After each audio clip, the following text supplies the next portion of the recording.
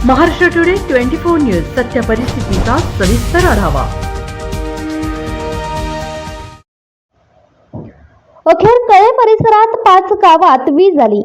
पन्हाळा तालुक्यात अतिवृष्टीने जनजीवन विस्कळीत झाले असून कळे येथे विजेचे खांब जमीनदोस्त झाल्याने परिसरातील 5 गावांचा विद्युत पुरवठा खंडित झाला होता। शेवटी वीज मंडळाच्या कर्मचाऱ्यांनी भर पावसामध्ये वीज पुरवठा सुरू करण्यासाठी प्रयत्न केले। कोल्हापूर गगनबावडा या राष्ट्रीय महामार्गावरील पन्हाळा तालुक्यातील कळे येथे मरळी पुलाजवळील विजेचे खांब जमीनदोस्त झाले आहेत। यामुळे 5 गावांचा विद्युत पुरवठा खंडित झाल्याने जनजीवन विस्कळीत झाले आहे। कळे विभागात सध्या मुसळधार पाऊस सुरू आहे। अतिवृष्टीने कोल्हापूर गगनबावडा या राष्ट्रीय महामार्गावरील कळे येथे 11 केव्हीचे विजेचे खांब कोसळले।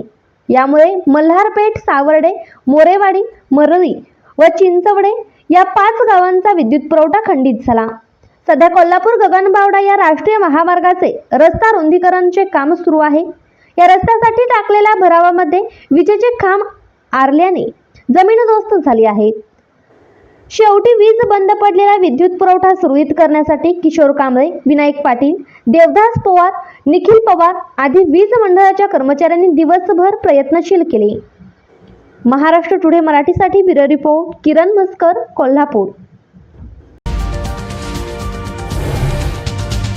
आजच महाराष्ट्र टुडे 24 न्यूजला सबस्क्राईब करा आणि सत्य परिस्थितीचा सविस्तर आढावा पहा।